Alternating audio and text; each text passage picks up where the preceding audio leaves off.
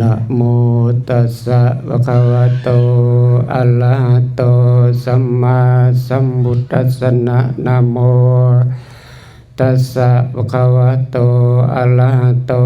สัมมาสัมพุทธัสสะนะโมตัสสะภะคะวะโตอะระหะโตสัมมาสัมพุทธัสสะขอน้อมน้อมองค์สมเด็จพระสัมมาสัมพุทธเจ้าผู้เป็นบรมครูของเทวดาและมนุษย์ทั้งหลายขอน้อมถวายเคารพพระอาจารย์มหาอุดรผู้เป็นประธานในคณะสงฆ์ขอน้อมเคารพพระมหาเถรานุเถระคณะสงฆ์ทุกผู้ทุกองค์แล้วก็สามเณรจอน้อยขอเจริญศีลเจริญธรรมเมตตาเมตสีญาติโยมสาธุชนท่านทั้งหลายได้นำพากันมาสมโภชพระในค่ำคืนในวันนี้บุญยัสสะอุตโยการสะสมบุญซึ่งความสุขมาให้เมื่อนี้ก็ได้มีโอกาสดีอกดีใจได้มาร่วมสมโภชพระในการที่ได้สำเร็จสิ้นในการสร้างสร้างพัฒนาทุกคนที่เราได้เกิดมาย่อมสร้างบุญญาบารมีเอาไว้อยากจะได้ไปใช้ภูมิในภายหน้าเกิดมาเป็นบุญวาสนาแล้วที่เราได้เกิดมาเป็นผู้เป็นคนได้สร้างบุญกุศลอันยิ่งใหญ่ก็ขออำนาจบุญพระรัตนตรัยเจ้าภาพเจ้าศรัทธาได้เสียสละทรัพย์เงินคำกำแก้วสร้างสำเร็จแล้วก็ได้มาสมโภชมื้อนี้จะให้ธรรมะเป็นเตียนสติเกียนใจจะได้ไปพิจารณาไต่ตองประคองจิตเพื่อเป็นแนวคิดสติปัญญาสร้างพัฒนาให้เราได้มีเกิดมรรคผลเกิดเป็นกุศลก็ขอให้สาธุชนท่านทั้งหลายจะได้รับฟังตั้งจิตตั้งใจหุ่งได้ฟังในการที่จะได้ให้ธรรมะเป็นทานในค่ำคืนมื้อนี้จะให้ธรรมะหนึ่งมีหลักการหนึ่งใส่ปัญญาสองละกิเลสตัณหาสามรักษาศีลสี่ให้ทานในการใช้เป็นประโยชน์หลักการที่เราเกิดมาในนี้ก็คือการที่จะหนึ่งต้องมีปัญญาคือพุทธหูเป็นหยังเราจึงเบิ่งแล้วคือเรามีเกศจอมแหลมๆนะเบิ่งว่าพุทธหูมันมีปริศนาธรรมให้เราได้นำพิจารณาไตร่ตรองว่าเป็นหยังพระพุทธหูจึงมีเกศแหลมๆสองคือมีเกศาคือว่าผมคือเป็นขดคือก้นหอยนะสามหน้าตายิ้มแย้มแจ่มใสสี่มีหูยาวๆนะห้าอกภายไล่พึงนะก็คือเฮานั่งเนี่ยบางทีเฮานั่งฟังเทศคอก็ก้มไปไปมาแล้วเบิ่งก็คอหักคอเงี่ยงไปอันนี้แสดงว่าพิษนิสัยคือพุทธหูนี่ก็ว่าอกภายไล่พึงเนาะเป็นการที่เฮานั่งกายให้ตรงดำรงสติไว้เบิ่งจิตเบิ่งใจพยายามนั่งให้กายให้ตรงดำรงสติในหลักการให้สติมันนี่ก็ว่าปัญญาคือความหมายคือว่าความเสียบแหลมในการพิจารณาคือการที่เฮาเกิดมาเนี่ยบ่แม่นว่าปัญญาที่ไปเรียนจบด็อกเตอร์จบสูงอันนั้นคือว่าปัญญาชนบางทีจบมาแล้วนะบางทีการศึกษาสูงบางทีก็ได้ฆ่าตัวเองตายก็มีกินยาตัวเองฆ่าตัวเองตายก็ดีกินยาตายก็มีนะผู้ก็โดดน้ำตายก็มีอันนี้ก็ว่าปัญญาชน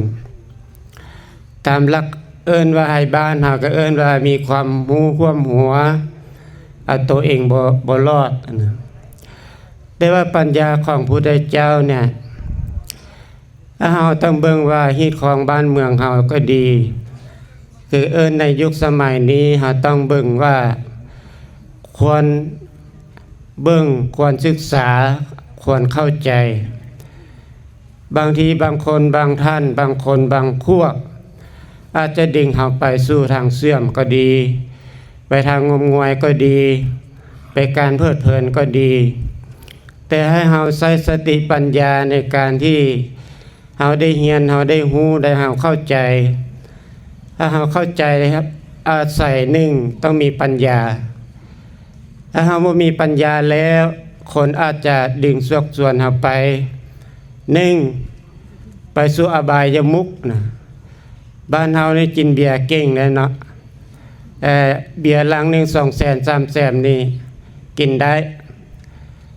เวลาลูกเต้าขอเงินไปหำโรงเรียนน่ะบ่อยากให้นะอันนี้เราต้องใช้ปัญญาว่าการใช้ชีวิตการเป็นอยู่ในยุคนี้สมัยนี้นี่เข้ายากปากแพงเราต้องควรพิจารณาไต่ตรองประคองชีวิต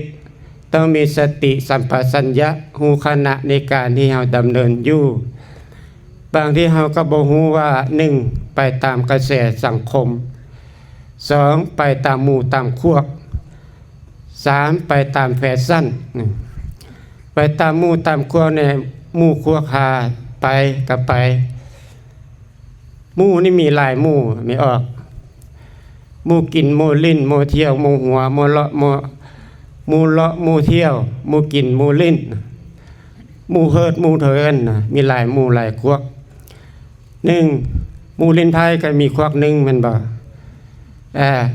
หมู่นึงก็เบิ่งหยังเบิ่งตีไก่หมู่นึงก็กินเหล้ากินเบียร์นะหมู่นึงก็ขี้ค้านหมู่นึงก็นินทาเพื่อนชาวบ้านนะ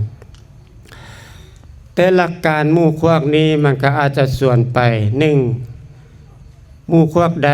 ส่วนเข้าวัดเข้าวาบางทีเมียมาวัดหลายผัวก็อาจจะมีห้างเสียงบ่แม่นไปวัดดูหลายบ่แม่นไปมักครูบาซะบ่ก็มีบางคนมาวัดแล้วบ่แม่นมาฮักวัดบัดนี้ไปฮักครูบาก็มีหลายพวกหลายแต่ว่าถ้าบ่มามักพระเนี่ยอาจจะบ่มาวัดได้ไม่ออกสาเหตุนี่ไม่ออกมามักพระอันบ่ถ้าบ่มามักพระแล้วจ้างได้ก็บ่มาอันบ่ก็ย้อนว่ามักพระนี่คือว่ามีคนประเสริฐไม่ใช่พระนี่มีแต่สอนดีบ่แม่นให้สอนเฮ็ดความชั่วบางทีนะบางคนก็มาเอาผัวเป็นมาเอาผัวเป็นพระเป็นแนวก็มีบ่ก็มีหลายแบบแต่ว่าหลักการพุทธศาสนานี่เฮาต้องว่าพระอันนี้คือได้เป็นผู้ประเสริฐอย่างใดจึงเราต้องรู้ว่าการดำเนินชีวิตเป็นอยู่ให้รู้จักว่า1การใช้จ่ายทรัพย์ควรใช้จ่ายอย่างใด2คบหมู่พวกอย่างใด3เฮาฟักไฟในอย่างใดนะหมู่พวกนี้ถ้าเฮาไปวัดไปว่าไปประพฤติปฏิบัติธรรมจำศีลภาวนานี่ควรไปไม่ออกถ้าผู้ใดชวนไปกินเหล้าเมาเบียร์ลิ้นไพ่ไฮโลเลาะลิ้นเกียจค้านการงานหรือว่าไปงมงวยบางคนนี่ก็เวียกบ่การงานบ่สร้างฟ้านเอาแต่เล็กบางทีบ่ได้เสียพระได้ไม่ออกไปเสียหยังขี้คันคากเอาแป้งรูปมันแล้วก็เบิ่งไปเสียก็มีบางจำพวกก็เสียพญานาคพญานาคนี่ก็บางทีก็เฮ็ดให้เฮาหลงไหลก็มีพญานาคนี่มันเป็นผู้ที่สัตว์เดรัจฉานมันฟักไฟสะสมบุญกุศลเพื่อจะเกิดมาเป็นมนุษย์แต่มนุษย์ของเฮาเนี่ยเกิดมาเป็นคนได้ดีแล้ว เป็นคู่ประเสริฐแล้วเฮาต้องเหนือกว่าสัตว์เดรัจฉานเนี่ยก็พญานาคอีกเฮามีมือมีตีนมีสติปัญญาเนี่ยฉลาดกว่าสัตว์ทั้งหลายเนี่ยเพิ่นจะว่าให้เฮาเนี่ยมีปัญญาในการใช้พิจารณาไตร่ตรองในชีวิตถ้าเฮาบ่มีปัญญาแล้วคนตาบอด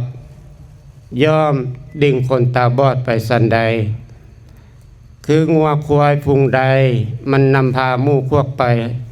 หาที่ตายลูกน้องก็ตายเบิดงัวควายนี้มันเชื่อผู้นำเนี่ยผู้นำมันพาไปทางใดก็ไปนำถ้าว่าผู้นำฉลาดผู้นำปกป้องคุ้มครองบริวารได้ก็มีความปลอดภัย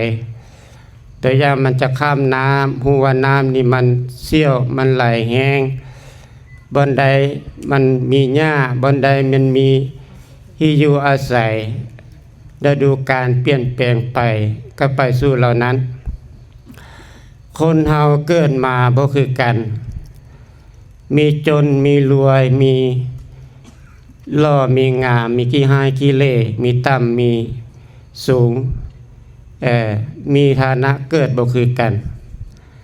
แต่ว่าอย่าไปเฮ็ดต่างเพิ่นถ้าเฮานี่บางทีเฮาเกิดทุกข์ยากปากหมองลำบากเห็นเขาเจ้าร่ำรวยเศรษฐีแต่สิ่งที่เฮามีเฮาก็พอใจสิ่งที่เฮาได้อย่าพอใจในเพิ่นที่มีเพิ่นมีก็ย้อนว่าอาจเป็นในอดีตชาติแล้วนี้เพิ่นได้สร้างบุญญาบารมีไว้คือญาติโยมสาธุชนท่านทั้งหลายได้สะสมบุญไว้ในครั้งนี้นะอาจจะพบนี้อาจจะบ่ได้ใช้พบหน้าอาจจะมีใช้นะคนเฮาตราบใดที่ยังบ่ได้ละกิเลสตัณหาในละอวิชชายังเป็นบุญสนหนาด้วยกิเลสตัณหาอยู่ต้องกลับมาเกิดอยู่สันใดพบน้อยพบใหญ่เวียนว่ายตายเกิดแต่หลักการพุทธศาสนาที่เฮาใช้ดำเนินชีวิตไปคือให้เฮาเนี่ยลดละกิเลสตัณหาละความเห็นแก่ตัวละมานะทิฏฐิทั้งหลายแต่หลักการที่พุทธหูเป็นปริศนาธรรมเกศจอมแหลมๆนะเอาต้องใช้ปัญญาจะให้คนอื่นลอกตัวเอาต้มเอาได้ในยุคสมัยนี้เป็นโลกออนไลน์โลกเทคโนโลยีในการเราต้องว่าอย่าเสียใจคนมันจะจนใจเราต้องใช้พิจารณาไตร่ตรองเดี๋ยวนี้มันเป็นการที่เขาตัวเขาต้มในการลอกลวงเราบางทีก็มีหลายรูปแบบเพิ่นจะว่าให้เฮาเนี่ยต้องรู้จักการชีวิตการเป็นอยู่คนเฮานี้อยู่ได้1บ่เกิน100 ปี2มาก็บ่เกิน50 ปีในที่เฮาได้เกิดมาเป็นคนนี้เป็นบุญวาสนาดีหลาย2พิกลบ่พิการตาบ่บอดหูบ่หนวกแข้งขาบ่หักบ่ห้านอันนี้เป็นมนุษย์สมบัติอย่างใหญ่สูงเป็นสมบัติที่หาประมาณบ่ได้แต่ทรัพย์ที่เฮาหามาได้ในการภายนอกเฮาเกิดมาเฮาก็บ่มีหยังมามีแต่ตัวเปล่าเสื้อผ้าอาภรณ์ก็บ่มีนะเฮาใหญ่มาหาความรู้วิชาการเรียนสอนมีสติปัญญาพ่อแม่นำพาสร้างสาพัฒนาเฮาก็เก็บเล็กผสมน้อยสร้างบุญญาบารมีสร้างทรัพย์ภายนอกทรัพย์ภายนอกมาใช้จุนเจือชั่วคราวเรื่องราวกรรมวิบากเขาต้องใช้ไปเราต้องอาศัยจิตใจที่เราต้องมาศึกษาธรรมะศึกษาคำสอนของพระพุทธเจ้าคำสอนพระพุทธเจ้านี่บ่ได้สิ้นหายไปตราบใดที่เรายังฝักใฝ่ในศีลในธรรมเอานำคำสั่งสอนบริวรของพระพุทธเจ้าไปประพฤติปฏิบัติตามในยสัตว์4 มีทุกข์สมุทัยนิโรธในการโพชฌงค์7ในการสติเจริญสติอยู่ทุกเมื่อตามเพื่อในการเจริญอริยมรรคมีองค์8ในการใช้ชีวิตการเป็นอยู่ก็ตามเป็นการแนวทางที่เราต้องเจริญเป็นแนวทางเราต้องศึกษาเป็นแนวทางที่เราต้องไปเราก็บ่ฮู้ว่าเราสิไปไสเราตายไปแล้วเราก็บ่ฮู้ว่าสิไปตกมรณะหรือขึ้นสวรรค์เราก็บ่ฮู้เกิดมาก็บ่ฮู้ในอดีตชาติแล้วนะเป็นหยังมาไปเราก็บ่ฮู้ทางไปเราสิไปไสไปนรกไปสวรรค์ไปนิพพานังปรมังสุขังบางทีการที่เราได้เว้าเราก็ต้องปฏิบัติตามการที่เราจะไปสู่นิพพานนั้นเราต้องตั้งมั่นอยู่ในศีลเสียก่อนศีลบัญญัติในการที่เราได้สมาทานไปเป็นศีลอุโบสถแม้แต่คืน1มื้อ1ก็อานิสงส์มหาศาลแล้ว2ในศีล5ประจำในมือประจำวันก็พยายามรักษาให้มันได้ถ้ารักษาศีล5ได้แล้วอาจจะเป็นมนุษย์คือเอิ้นว่าใจสูงใจสูงอันยิ่งใหญ่ตราบใดที่เรายังบ่มีศีลนะก็อาจจะไปสู้ในการที่อาจจะไปเกิดในที่ภูมิที่สั้นต่ำศีลนี่บัญญัติในการวัดจิตวัดใจคนว่าคนใดมีศีลคนนั้นก็อาจจะปฏิบัติให้มั่นคงดำรงอยู่บางทีเราก็บ่ฮู้ว่าไปวัดไปวาไปใส่บาตรญาติน้ำก็ให้พระครูบาอาจารย์ให้ศีลเราก็ว่าฮู้ว่าเราได้รับศีลแล้วตัวนี้เป็นบัญญัติในศีลสมมุติบางทีพระให้ศีลหลายเอาไปมาพระเบิดศีลแล้วเอาไปมาแล้วพระแล้วสิกเบิดหาผู้บวชก็บ่มีย้อนไม่ออกขอศีลหลายโพดต่อไปจะไปขอไม่ออกสมาทานเอาเลยปฏิบัติเอาโลดเฮ็ดเอาโลดจะได้ศีลจะได้รักษาบ่มีพ่อแม่ครูบาอาจารย์ก็ตามก็บ่ต้องไปขอบางคนนี่ว่าพระบ่ให้ศีลแล้วบ่มีศีลตามหลักการนี่มันเป็นไปบ่ได้ศีลเนี่ยให้กันบ่ได้ไม่ออกอุปมาอุปไมยคือเฮากินน้ำเนี่ยแต่อย่างไม่ออกอยากกินน้ำให้พระสั่นน้ำแหนได้บ่อาจจะเป็นไปบ่ได้มีแต่ว่าพระให้บอกว่าอยากน้ำแล้วให้กินเองมีมือมีตีนอยู่แต่ถ้าเราบ่มีมือมีตีนเนี่ยก็ให้คนอื่นเอาให้หลักศีลที่การถ้ามันศีลที่เราจะต้องปฏิบัติเราต้องสมาทานเราก็ปฏิบัติตามข้อบัญญัติที่พระพุทธเจ้าบัญญัติถ้าเราบ่เอาหลายก็เอาแค่5ข้อสูงขึ้นมาขยับขึ้นมาก็เอา8ข้อ8ข้อมันสูงขึ้นก็เอา10ข้อ10ข้อสูงขึ้นไปอากาศ227ข้อสูงขึ้นไปก็300นะ33ข้อนะให้มันสูงขึ้นไปแต่ว่าอายุนี่แก้ไปเสมอศีลน่ะบ่เพิ่มขึ้นมีแต่ลดลงสังเกตไม่ออกนะศีลนี่บ่รักษานะอายุหลายขึ้นอายุหลายขึ้นแล้วปล่อยก็เก่งจมก็เก่งด่าก็เก่งนะแสดงว่าศีลนี่ลดลงไม่ออกอายุนี่แก่ขึ้นพยายามรักษาศีลให้มันสูงขึ้นแต่อย่าว่าเฮาพยายามประพฤติปฏิบัติพยายามใช้ชีวิตการเป็นอยู่นะเกิดมาแล้วก็อยู่บ่ได้โดนนะบางคนก็สมมือนี่เขาได้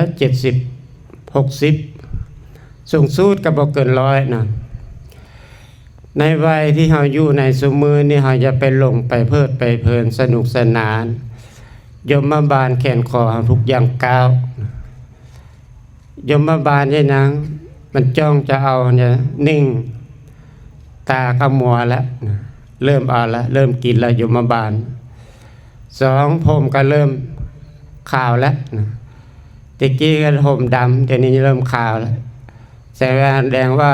ยมบาลเริ่มมาแล้วอันนี้นางพังษาเคยตึงเคยแน่นเคยขาวเคยเนียนก็เริ่มย้อนเริ่มยานแล้วเนี่ยอันนั้นแสดงว่ายมบาลเริ่มมาบอกเฮาแล้วเริ่มสิเอาเฮาแล้วแม่งแอวก็เริ่มไปแล้วเดี๋ยวนี้เอาไปมาแล้วเวลาลุกนะเอาก้นขึ้นก้อนไม่ออกเอาก้นขึ้นแต่กี้ลุกขึ้นบลึงปึงปังเอาแข้งเอาขาขึ้นเดี๋ยวนี้เอาก้นขึ้น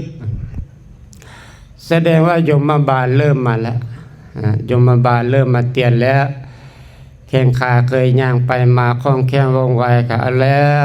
เริ่มซาแล้วแข้งขาเคยบ่เจ็บบ่ปวดก็เริ่มแล้วนั่งไปบ่ฮอดชั่วโมงก็พลิกไปหลายเที่ยแล้วเนี่ยอันนี้คือเราต้องพยายามเข้าใจในการที่เราเอาไปใช้พิจารณาว่าเราต้องใช้ปัญญา2 ตัดกิเลสตัณหาให้ได้คนเฮานี่ถ้าเบิดความยากแล้วบ่มีออกส่วนหลายคนเฮานี่ถูกย้อนความยากเพราะตัณหานี่แหละตราบใดให้เฮาบ่มีตัณหาก็บ่มีความยากพยายามตัดกิเลสตัณหาตัดให้มันขาดอุปมาคือผมเกศาพุทธรูปนะเป็นอย่างคือเอิ้นคือโคตรคือก้นหอยนี่มีก้นแต่ว่าบ่มีหูก้นแม่นบ่ไม่ออกกินทางปากแล้วไปขี้ทางใดไม่ออกจะถามว่าหอยกินทางปากแล้วไปขี้ทางใดมีก้นจนแล้วบ่มีหูก้นคนเฮาก็เปรียบเทียบกับว่าในการคนเฮาเนี่ยมีอายตนะ6มีตามีหูดังลิ้นกายใจมันมีเข้าทางตาเข้าทางหูเข้าทางหูดังเข้าทางลิ้นเข้าทางกายเข้าทางใจถ้าผู้ใดเปรียบเฮ็ดได้คือหอยเนี่ยแสดงว่าเบิดตัณหามันบ่มีขี้แล้วบ่เพราะว่าหอยนี้มันบ่มีหูคับหูท้ายมีแต่ออกทางปากคนเฮาก็ตามเวลาเฮาเห็นเขาโอ้อีนายนี่กูสั่งมันให้เด้ซั่นน่ะตาเห็นนะสมมุตินะสั่งไม่ตู้นะสั่งตากระทบปั๊บแล้วเฮาจะเอาขี้ใส่เขา2อย่าเอาขี้ใส่หัวเฮาแล้วเฮาต้องเอาออกทางใดตากระทบปั๊บอย่าให้มันเข้ามาให้มันออกเลยนะอย่าให้มันไปในเข้าหัวอกหัวใจเข้าไปในจิตวิญญาณของเฮาตาเห็นรูปสักว่าได้เห็นสักว่าหูแล้วให้สละหูแล้วให้ละอารมณ์ตอนนั้นเลยเวลามันเกิดหัสสะทางตานะให้หูว่าบ่มักผู้นี้เห็นสิ่งนี้นะตัวอย่างสมมติว่าไม่ออกมักกินเบียร์อันบ่เห็นเขาเจ้ายินเบียร์นะตาเห็นเนี่ยไม่ออกยากหรือว่าบ่ยากถ้าว่าไม่ออกยากเบียร์ตอนนั้นให้เบิ่งใจเจ้าของว่าเฮาสิบ่กินเบียร์ถ้าห้ามได้ละได้ขี้เอาทางปากได้ไม่ออกก็บ่กล้ากินเบียร์เขาสิจ้างจอกละลานก็บ่กล้ากินเพราะอะไรหยังเพราะว่ามันเบิดความยากมันบ่ยากแล้วตราบใดเฮามียากมันก็ต้องมีกินแล้วมันก็ต้องทายแม่นบ่มีทางออกนะ คนเอากินทางปากมันต้องออกทางก้นแม่นบ่หอยนี้มันบ่มีก้นแต่ว่ามันมีก้นแต่ว่ามันบ่ออกมันออกทางปากตาเห็นหูได้ยินเฮาได้ยินหยังก็อย่าส่วนอาจจะส่วนไปลิ้นไผส่วนไปคูดต้นไม้นะถ้าเฮาได้ยินปั๊บอันนี้มันบ่ดีเฮาก็บ่ไปไปนั่งลิ้นไผนั่งบ่ฮอดชั่วโมงได้หลาย10 ล้านได้แสดงว่าเฮาไปกับสิ่งเหล่านั้นมันก็เฮ็ดให้เฮาเป็นอย่างพุทธเจ้าจึงว่าให้ละอบายยมุขเนี่ยอบายยมุขนั้นเป็นทางเสื่อมที่สุดถ้าผู้ใดไปเกี่ยวข้องลิ้นไผนี่บางทีรวยได้ชั่วคราวเรื่องราวมีปัญหาทุกอย่าง1เสียทรัพย์2เสียเวลา3เสียความรู้สึก4เป็นหนี้5อปีจันไรจะได้1มีรถขายรถมีบ้านขายบ้านมีดินขายดินเบิดทุกอย่างนะเพิ่นจะว่าให้เฮาละบ่ให้ไปหมกมุ่นในการอบายยมุขทั้งหลายบัดนี้เฮากินเฮาดื่มเฮาใช้ก็ตามชีวิตประจำวันทุกคนมีกิเลสตัณหาทุกคนพระก็มีทุกคนก็มีแต่ว่ามีนั้นเราต้องเอามาใช้พิจารณาว่าทุกคนและสัตว์ทั้งหลายมีเกิดแก่เจ็บตาย1มีความยากความหิว2ย่านตาย3สืบพันธุ์4ตายทุกชีวิตย่อมมีทุกระดับนี้แต่คนเฮานี้ตัวอย่างพุทธเจ้าเนาะมีเมียมีลูกมีบ้าน3ปราสาทฤดูร้อนฤดูหนาวฤดูฝนและเป็นลูกกษัตริย์เป็นลูกเจ้าชีวิตแล้วเพิ่นเป็นอย่างเพิ่นจึงสละใดเป็นอย่างเพิ่นจึงละใดเป็นอย่างเพิ่นจึงหิมใดก็ย้อนว่าให้ยามดับความยากแต่อย่าว่าเฮาเห็นเขาเจ้ามีรถออกมาใหม่เห็นโทรศัพท์ iPhone ออกมาใหม่ถ้าเฮาพอใจเฮามีก็บ่เกิดความยากเกิดความยากแล้วมันจะทุกข์ดิ้นรนแสวงหาได้มาสมปรารถนาก็เบื่อหน่ายไปชั่วคราวเห็นไปข้างหน้าก็ดักได้ใหม่อีกแต่อย่าว่าไม่ออกจะเห็นสวรรค์บ่ไม่ออกเคยเห็นบ่สวรรค์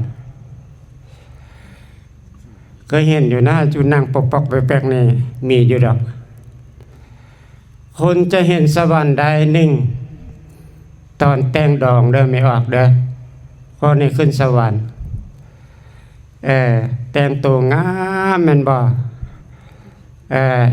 ยองหน้างานงามกินเหล้าเมาเบียร์แป้นออกปอนแอนขึ้นสวรรค์บัดนี้ผิดกันแล้วเด้มันน่ะผิดกันเป็นหยังตกมรณะ6มันบ่ปะกันบางคนอยู่นำกัน10 ปีก็ยังปะกันห่างกันมีลูกนำคน4 คน5 คนก็ปะกันได้มันก็ต้องมีสวรรค์และมีนรกแม่นบ่ถ้าอยู่กันได้ตลอดยอดเฮายอดแก่ก็ดีบางคนแต่งดองบ่ฮอดเดือนปะกันก็มีนะอันนี้คือการหลักการที่ว่าสวรรค์ย้อนๆได้บางคนยามเห็นกันแล้วหักแพงแหงหน้าบ่เห็นเสื้อผ้าเห็นคันใดก็ยังว่าเห็นบ่บางคนนี่บ่เห็นหน้าเห็นเสื้อผ้าก็ยังไข่แด่บ่ได้บางคนบัดนี้เฮาการใช้ในการที่เฮา มีความยากเกินกับบดีพุทธเจ้านะให้ฮักเฮาหลายกว่าฮักผู้อื่นไปฮักผัวหลายเวลาผัวปะนี่ก็ทุกข์หลายไปฮักเมียหลายเมียปะก็ทุกข์หลายไปฮักลูกหลายลูกตายก็ทุกข์หลายบัดนี้เฮาต้องว่า1ให้ฮักพ่อฮักแม่2ฮักพี่ฮักน้อง3ฮักเอ่ยอ้ายน้อง4ฮักตัวเองแต่หัวเมียนี่ฮักน้อยที่สุดเป็นอย่างย่านเขาปะอันบ่ถ้าฮักหลายแล้วฮุกหลายฮักห้อยฮุกห้อยฮุก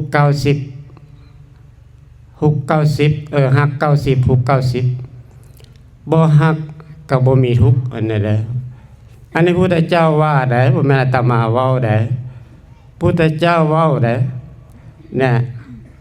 สังเกตเบิ่งว่าเฮามีทุกข์อันใดฮักอันใดมีทุกข์อันนั้นมีหัวก็ทุกข์หัวบ่มีออกมีหยังต้องสะต้องยอมบางคนนี่ขี้ค้านสะไปจ้างเขาสะจ้างเขาสะเขาใดเขาเป้าเขาวีพระนี่ทรงทาวรมาตรฐานไม่ออกผู้อยากทรงพระนี่อมตะ1บ่ขันทรงพระนี่อมตะถาวรผู้ใดอยากได้แล้วมาได้ไม่ออกแหกหัวซะทรงอมตะบ่ได้ยุ่งได้ยากตื่นมาก็บ่คันบ่หยังบ่ยุ่งบ่ยากบ่ยุ่งบ่ยะมีหัวก็ทุกหัวมีตาก็ทุกตาเจ็บตาปวดตามัวตาฟ้างมีแข้วก็ทุกแข้วเจ็บแข้วเจ็บคางมีทุกอย่างเป็นอันนั้นมีตับก็เป็นพยาธิตับเป็นไตมัคคลังก็เป็นมัคคลังมีขาก็เจ็บขามันทุกข์ข้างนั้นไม่ออกเนี่ยมีทุกข์เป็นจังใดคือว่าให้เฮาเนี่ยตัดทอนกิเลสตัณหาจะให้มันเกิดถ้าเฮาบ่เกิดมาแล้วมันจะบ่มีเฮาเกิดมาย้อนหยังย้อนอวิชชาความบ่ฮู้ถ้าเฮาบ่เกิดมา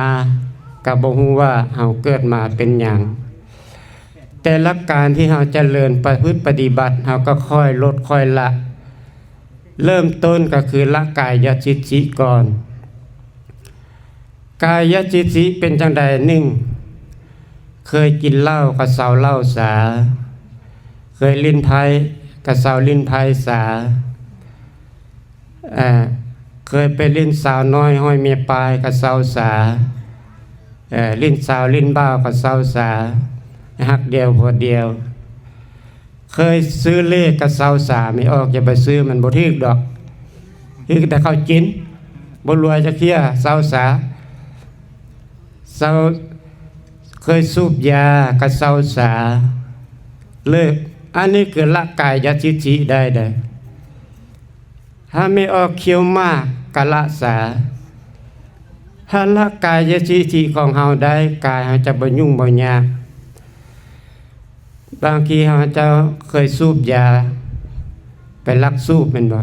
มาสูบน้ำมูนี่บ่ได้มูขิวต้องไปลักไปลีนะลำบากตัวเองกายจิตติของตัวเองเนี่ยบ่เป็นอิสระบ่เป็นเสรีต้องไปลบไปลีต้องไปย่านเขาว่าเฮ็ดความชั่วเฮ็ดความบ่ดีมันอาจจะดีต่อคนนั้นเพราะเขาเจ้ามักเขาเจ้าแต่ว่าคนอื่นบ่มักแต่หลักการที่เฮาละกายจิตติได้นะคือเฮานิ่งเฮาอยู่สบายอยู่ด้วยเปิดเผยอยู่ด้วยความสุขเวลาหิวมาแล้วก็ลำบากกายต้องดิ้นรนมันไปหาไปซอกไปกินไปดื่มตอบสนองกายเพ พิ่นจะว่าให้เฮาในนั่งสมาธิจิตใจสงบทางกายและใจให้เป็นวิเวกกายวิเวกคือต้องออกจาก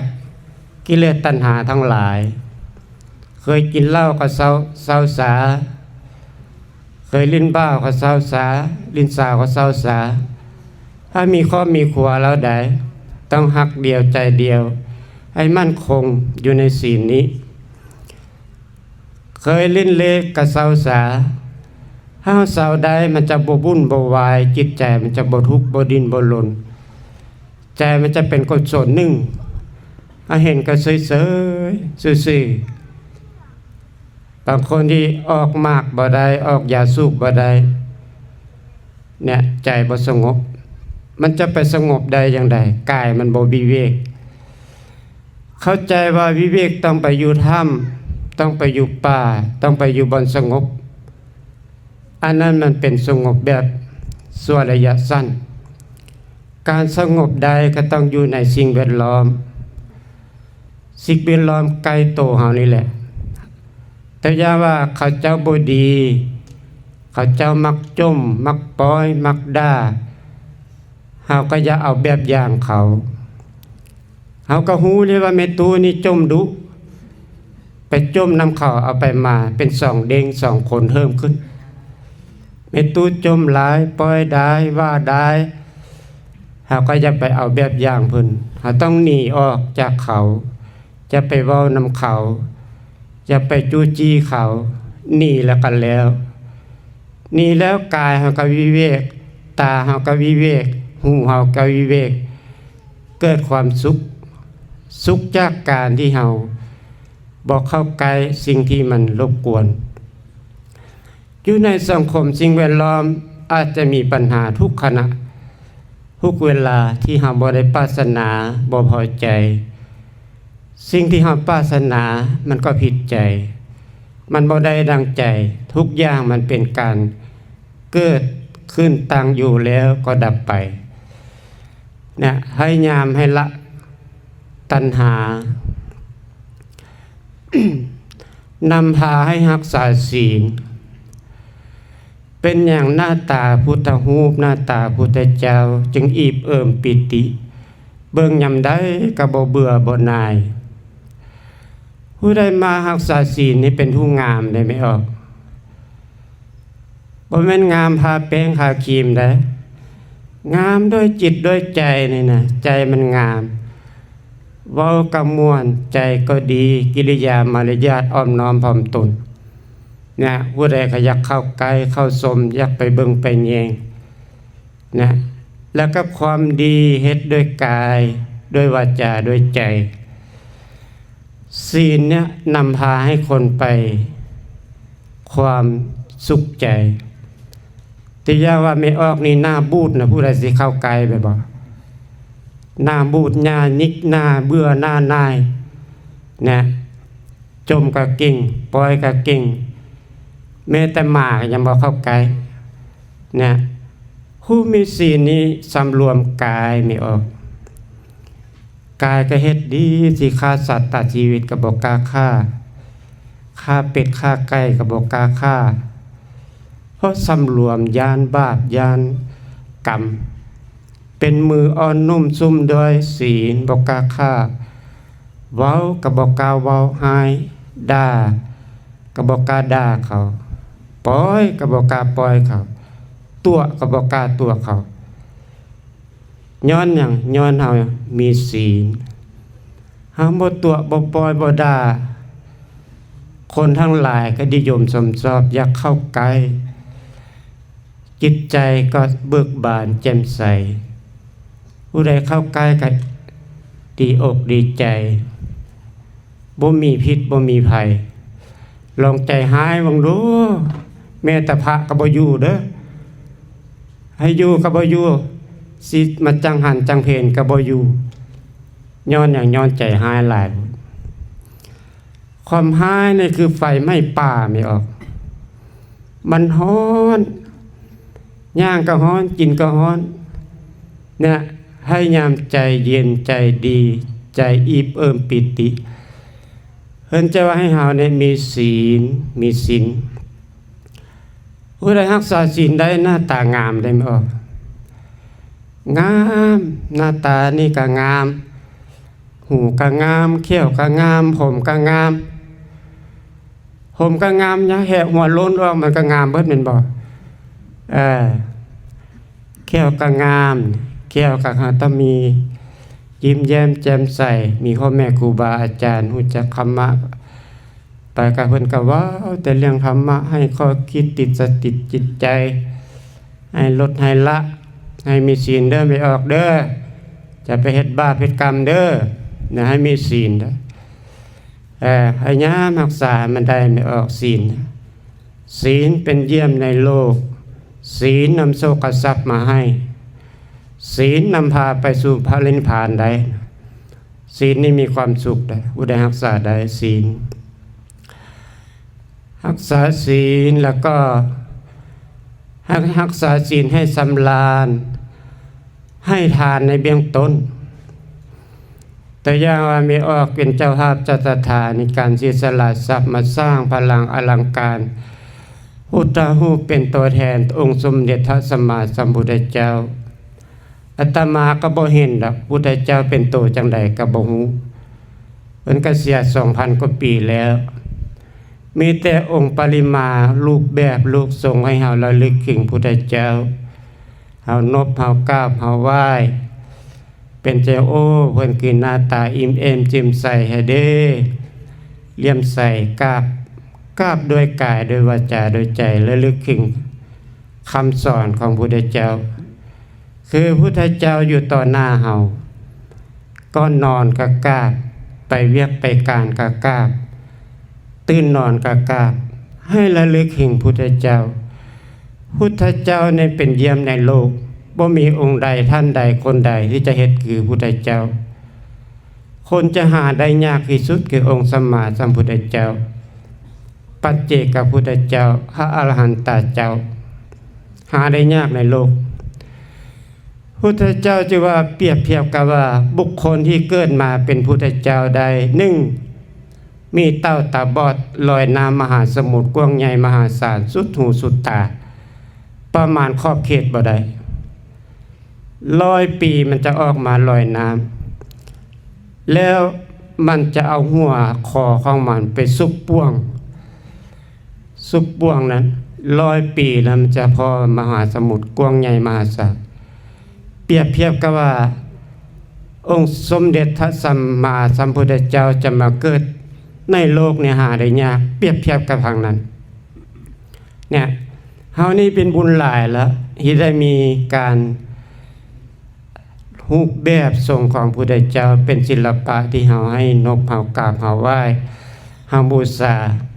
ให้ยามระลึกถึงในการที่เฮาได้ปิติเอิบเอิบยินดีที่เฮายินดีสร้างรูปแบบของตัวแทนสัมมาสัมพุทธเจ้าเป็นปิจนากรรมเป็นแนวลักษณะที่ทรงเด่นองค์อาจสง่างามเลื่อมใสศรัทธาในที่เฮาได้เกิดมาในยุคนี้ตราบใดที่เฮายังบ่ทันเห็นตัวจริงของพระพุทธเจ้าแต่เฮาได้เห็นรูปแบบทรงแบบลักษณะรูปปั้นเฮาก็ดีอกดีใจได้มีพระสงฆ์องค์ข้าเจ้าได้ทำได้สอนได้มาบอกมากล่าวยังรู้เท่าทันคำสอนของพระพุทธเจ้าได้เกิดมานี่เป็นบุญอย่างสูงสุดเป็นบุญอันยิ่งใหญ่สุดท้ายนี้อาตมาขออ้างอิงพระรัตนตรัยเป็นที่จ้างวิเฮงบุญกุศลญาติโยมสาธุชนท่านทั้งหลายได้มาเสริมบารมีได้เสริมมาเฮ็ดกุศลในครั้งนี้ก็ขอให้มีสุขภาพเก่งแรงอายุมั่นขวัญยืนความเจ็บอย่าได้ความไข้อย่าได้มีขอให้มีแต่ความสุขความเจริญทุกคนกันทุกขั้นทุกคนด้วยเทน